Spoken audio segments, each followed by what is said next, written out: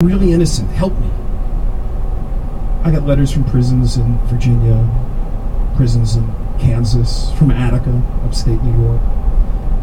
And there was nothing I could do. I couldn't do anything. I just couldn't possibly get by. And the truth was, I couldn't tell who was really innocent.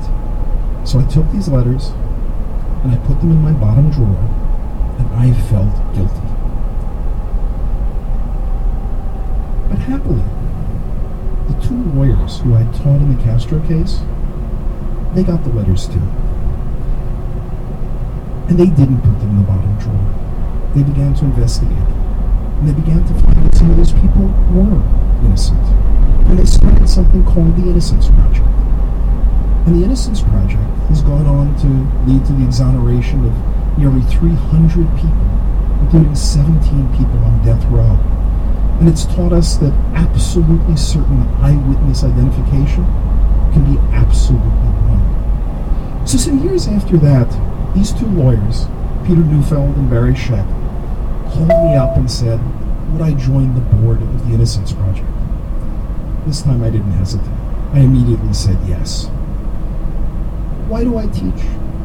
I teach because I firmly believe that no matter what I do with my own scientific career, the greatest impact I can possibly have is through my students. Thank you.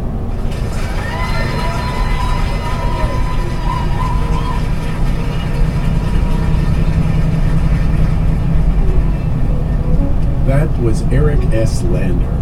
Lander is one of the principal leaders of the Human Genome Project and serves as president and founding director of the Broad Institute. All the stories you've heard in this hour are available at the iTunes Store.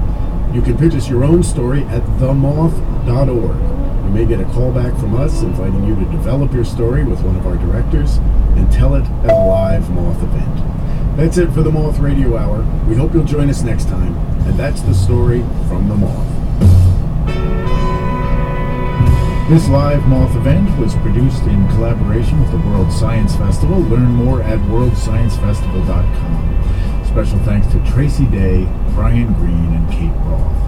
The stories in the hour were directed by Catherine Burns, artistic director of the Moth, and Sarah Austin-Jeunesse, our producing director. The rest of the Moth's directorial staff includes Sarah Haberman, Jennifer Hickson, and Meg Bowles. Production support from Jenna Weiss-Berman and Brandon Ector. Moth Stories Are True is remembered and affirmed by the storytellers. Moth events are recorded by Argo Studios in New York City, supervised by Paul Wu West. Our theme music is by The Drift. Other music in this hour from Tin Hat Trio. The Moth is produced for radio by me, Jay Allison, at Atlantic Public Media in Woods Hole, Massachusetts, with help from Vicki Merrick. This hour was produced with funds from the Corporation for Public Broadcasting, the National Endowment for the Arts, and the John D. and Catherine T. MacArthur Foundation, committed to building a more just, verdant, and peaceful world.